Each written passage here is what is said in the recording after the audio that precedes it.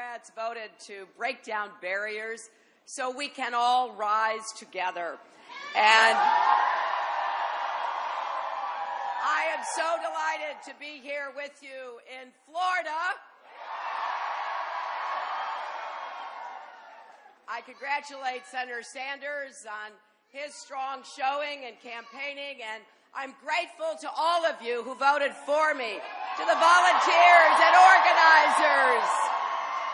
I know you've worked your hearts out, and to all my friends, many of a lifetime who traveled to all the states to tell people about the candidate they knew, and to the hundreds of thousands of people who went to HillaryClinton.com to give what they could, most less than $100.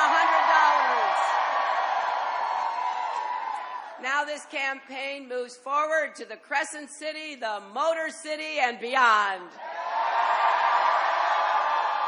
We're going to work for every vote, and we will need all of you to keep volunteering, contributing, doing everything you can, talking to your friends and neighbors, because this country belongs to all of us, not just those at the top. Not just to people who look one way, worship one way, or even think one way. America prospers when we all prosper. America is strong when we're all strong. And we know we've got work to do. But that work is not to make America great again. America never stopped being great.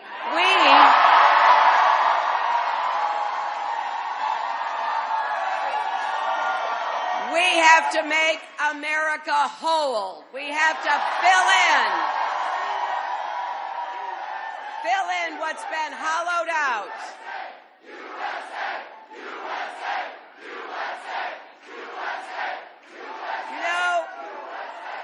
We have to make strong the broken places, restitch the bonds of trust and respect across our country. Now, it might be unusual, as I've said before, for a presidential candidate to say this, but I'm going to keep saying it. I believe what we need in America today is more love and kindness.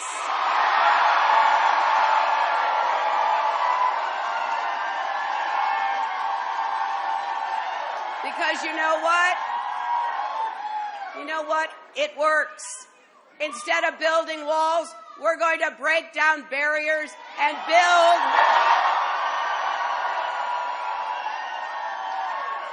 ladders of opportunity and empowerment so every American can live up to his or her potential, because then and only then can America live up to its full potential too.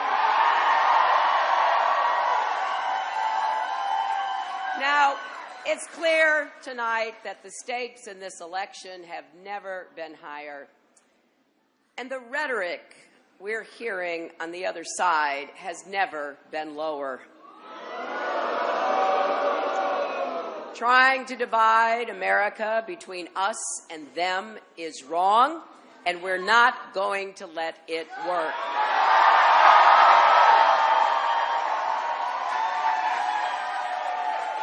You know, whether we like it or not, we're all in this together, my friends. And we all have to do our part. But unfortunately, too many of those with the most wealth and the most power in this country today seem to have forgotten that basic truth about America.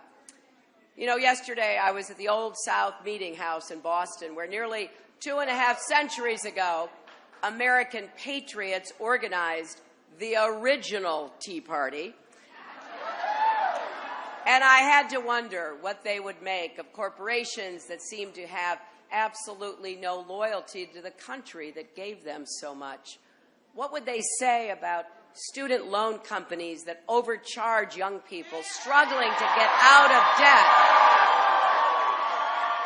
Even young men and women serving our country in the military, or corporations that shift their headquarters overseas to avoid paying their fair share of taxes. Like Johnson Controls, an auto parts company from Wisconsin that all of us, we taxpayers, helped to bail out with the auto rescue back in 2008, now they're turning their back on America. Now, I'm not interested in condemning whole categories of people or businesses. I'm just interested in making things right. So let there be no doubt. If you cheat your employees, exploit consumers, pollute our environment, or rip off the taxpayers, we're going to hold you accountable.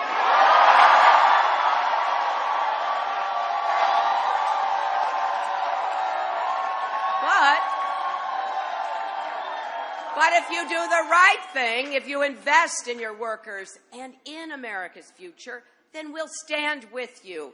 We all need to work together to break down the barriers holding back our families and our country, because the middle class needs a raise.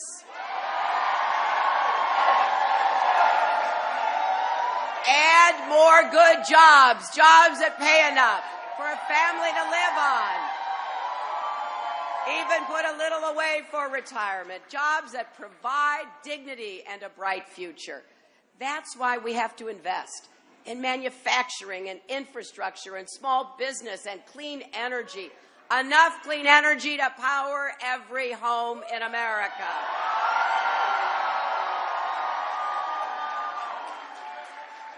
Don't let anybody tell you we can't make things in America anymore, because we can, we are, and we will.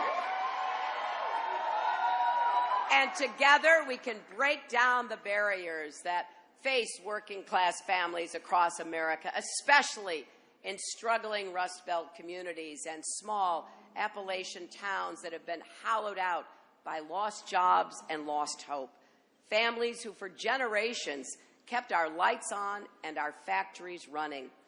Together we can break down barriers for our kids so they get the education they need and deserve. Every child in America should have a great school and a great teacher, no matter what zip code they live in.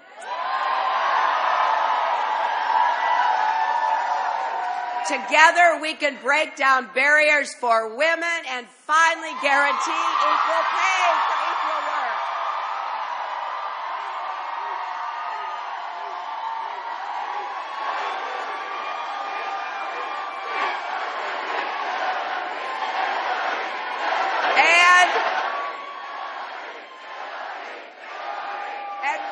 And we can break down barriers for families who've seen too many black children harassed, humiliated, and even killed.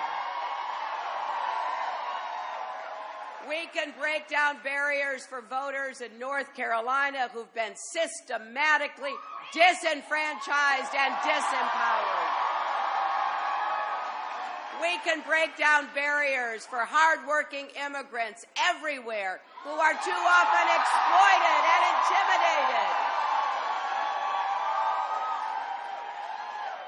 We have to defend all our rights, workers' rights and women's rights, civil rights and voting rights, LGBT rights and rights for people with disabilities.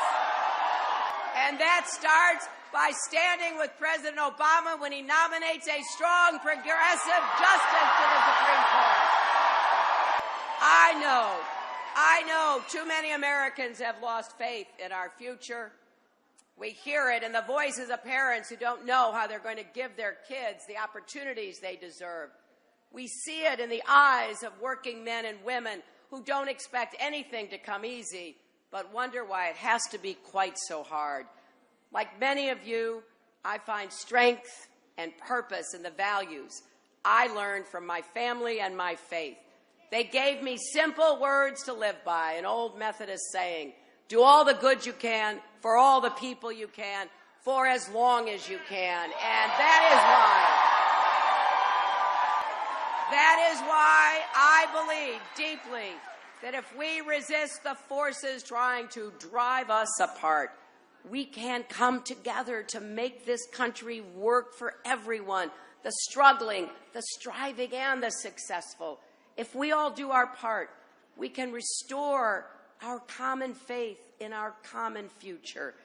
That's the spirit powering this campaign. It comes from the young janitor in Arkansas who stopped buying junk food and put off getting a haircut so he could contribute to it.